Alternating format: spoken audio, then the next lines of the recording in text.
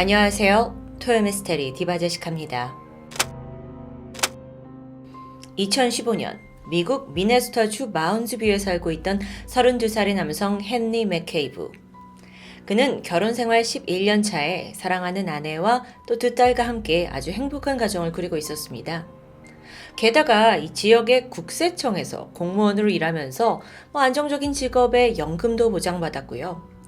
워낙 자신감 넘치는 성격에다가 또 삶에 대한 열정도 넘쳐서 학교나 공기업에서 강연도 했고 정말 지역사회 존경을 받고 있었죠. 한마디로 말하면 이 남자의 삶은 남부러울 것 없다는 말이 제격입니다. 그러던 2015년 9월 7일 모두가 잠든 새벽 2시 28분에 헨리의 아내 카린의 휴대전화에 음성 메시지가 한 통 도착합니다. 발신인이 다름 아닌 남편 헨리였는데요. 두 사람은 함께 있지 않았어요. 당시 아내 카린과 두 딸은 미국의 휴일인 노동절을 맞아서 캘리포니아에 잠시 휴가를 즐기고 있었고요. 남편 헨리만이 미네소타 집에 홀로 남아 있었는데요. 근데 갑자기 새벽에 남편한테 음성이 온 아주 낯선 상황이었죠.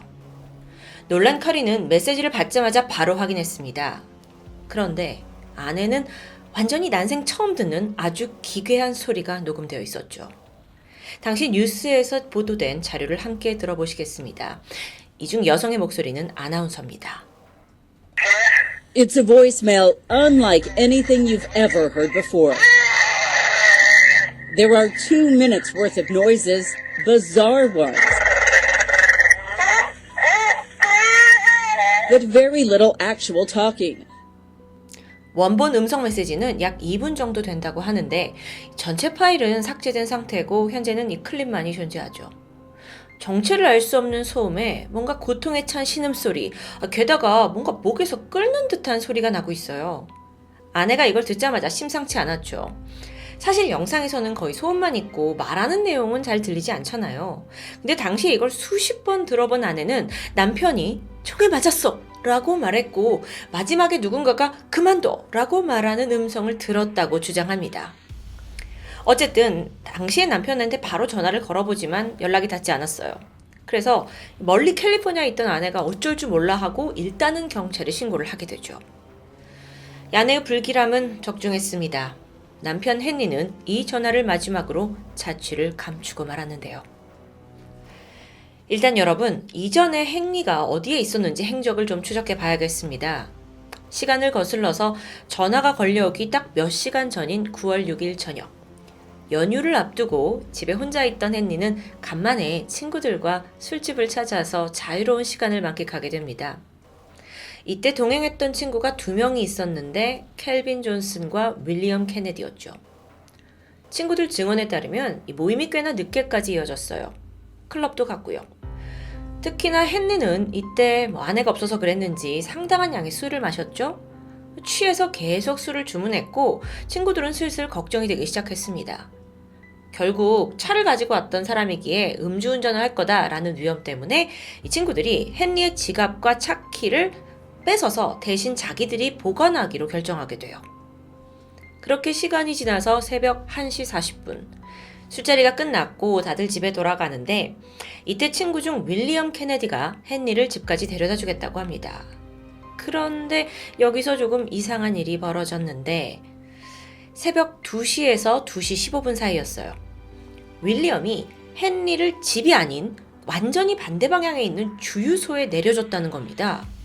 아니 친구가 그렇잖아도 취했는데 왜 주유소에 내려주냐고요. 게다가 지갑과 차키도 없잖아요. 이게 상식적으로 좀 납득이 잘 가지 않죠. 경찰 조사에서 윌리엄은 처음에 이 헨리를 내려준 곳이 슈퍼 아메리카 주유소였던 것 같다라고 했다가 또 나중에 말을 바꿔서 거기가 아니라 홀리데이 주유소다 라면서 좀 혼란스러운 진술을 합니다. 의심스럽죠. 그러니까 경찰이 윌리엄을 추궁하게 되는데요. 단순히 착각한 거다라고 해명했죠.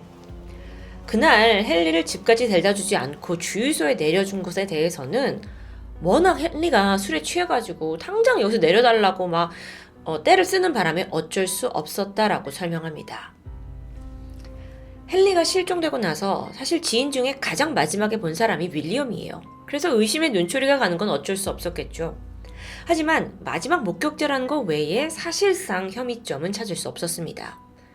그렇게 그는 용의선상에서 제외되는데 추후 방송 인터뷰에서 자기가 그때 내린 그 결정을 너무도 후회한다라는 말을 남기게 되죠.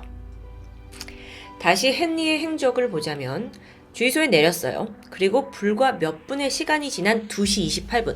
그때 앞서 들으신 대로 아내에게 음성 메시지를 남긴 겁니다.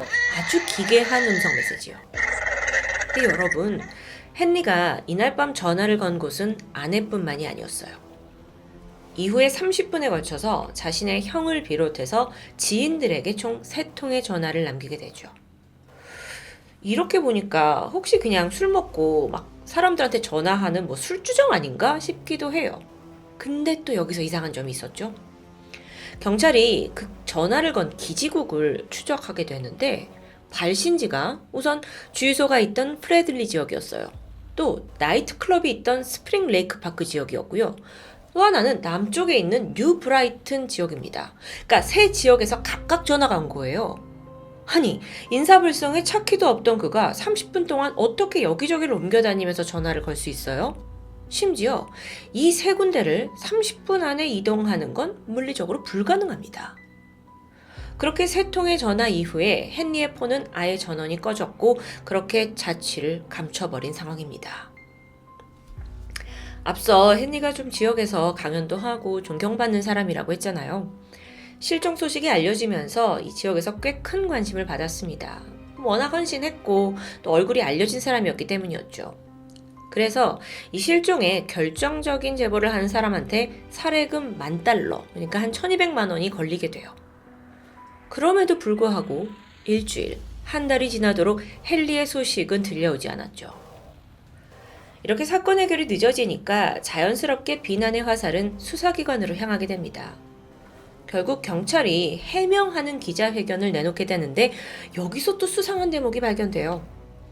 수사관에 따르면 헨리의 아내 카린이 잘못된 정보를 줘서 수색이 더뎌졌다라는 설명입니다. 게다가 그녀가 적극적으로 협조를 하지 않아 어려움이 있다고도 토로하는데요. 구체적인 그 내용들은 알려져 있지 않습니다. 어떻게 보면 그냥 비난을 피하기 위해 아내를 끌고 들어가는 경찰의 변명에 불과할 수도 있겠죠. 어쨌든 그렇게 사건은 미궁에 빠졌고 단순 실종 사건이잖아요, 이게. 근데 이례적으로 FBI까지 개입을 해서 아까 들으셨던 그 헨리의 마지막 음성 메시지까지 분석했지만 별다른 성과는 나오지 않았죠. 속절없이 약 2달의 시간이 흐른 11월 2일 오후 미네소타 러쉬 레이크라는 호수에서 카약을 즐기던 한 남성이 물에 떠있는 수상한 것을 발견합니다. 가까이 다가가 보니 엎드려 있는 사람의 형체였죠. 그가 바로 2달 전 실종된 헨리 맥케이브였습니다. 이 시신이 발견된 호수 있잖아요. 여기는 그가 마지막으로 목격된 그 홀리데이 주유소에서 약 9.6km, 10km 정도 떨어진 먼 곳입니다.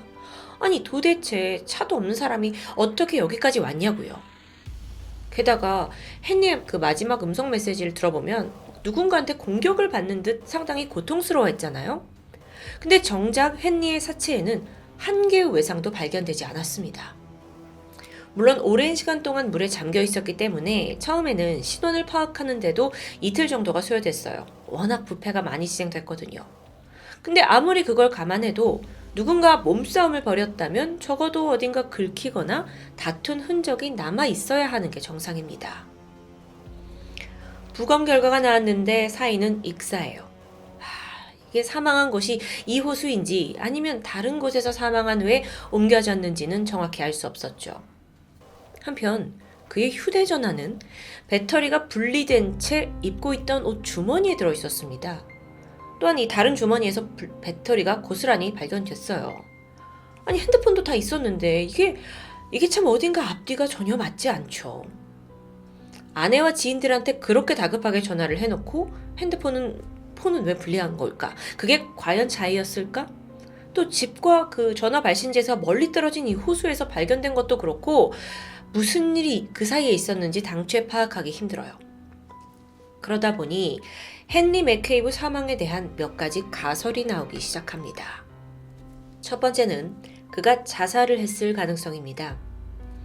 그날 함께 술을 마셨던 친구들에 의하면 그날 밤 그가 고민을 좀 털어놨어요. 집세 내는 게 너무 부담스럽고 또 이 회사에서 국세청에서 실적 평가를 받는 게 있는데 너무 부담이 된다, 스트레스를 받는다라고 말합니다. 그런데 여러분, 사실 이게 하루아침에 자살을 결정했다고 보기에는 좀 고민들이 약간 많은 직장인들의 보편적인 스트레스라고 할 수 있겠죠. 게다가 음성 메시지에서 여러분 들으셨지만 죽음을 결심한 듯한 사람의 통화라기에는 뭔가 살려달라는 듯 신음소리로 들리기도 하죠. 너무 처절했습니다. 그렇다면 두 번째는 살해되었을 가능성이겠죠. 친구 윌리엄을 포함해서 헨리의 주변 인물을 수사했을 때 마땅히 살해 동기를 지닌 인물은 없었습니다. 생전 누군가와 갈등이 있거나 빚도 없어요. 작은 다툼조차 하지 않는 사람이었죠. 그럼 혹시 술에 취한 채 막 비틀거리고 있는데 제3자에 의해서 그저 묻지마 표적이 된 건 아니었을까요?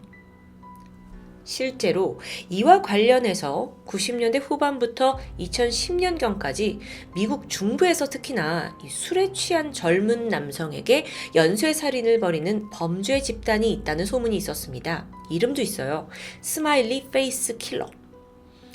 이 사건들이 피해자를 살해한 후에 주변에 페인트나 락커로 이렇게 웃는 얼굴, 스마일 얼굴을 그려놓는 표식을 두면서 이 스마일리 페이스 킬러라는 이름이 붙게 되었죠. 게다가 얘네들 수법이 이 살인을 저지른 후에 피해자를 강가나 호수에 던져놓는 것으로 유명합니다. 단서를 은폐하기 위해서였을 텐데 이게 굉장히 유사해요. 근데 당시의 스마일리 페이스 킬러는 소문만 무성한 채 그 실체는 미궁에 빠져 있는데요. 헨리의 경우도 호수에서 발견됐죠? 근데 이게 또 이 연쇄살인, 스마일리 연쇄살인과 관련이 있는지는 증거가 부족합니다. 그렇다 보니 그러면 그저 헨리가 만취해서 어떤 비이성적인 행동, 전화를 했고 결국 호수에서 발을 헛디뎌 빠진 게 아니냐라는 아주 단순한 추론에 이르게 되죠. 그게 맞다면 정말 좀 허망한 죽음이지만 만에 하나 그게 아니라면요. 헨리의 죽음에서 가장 섬뜩한 부분은 바로 음성 메시지였습니다. 무슨 괴물 영화나 좀비 영화에서 나오는 음향 효과 같기도 했죠.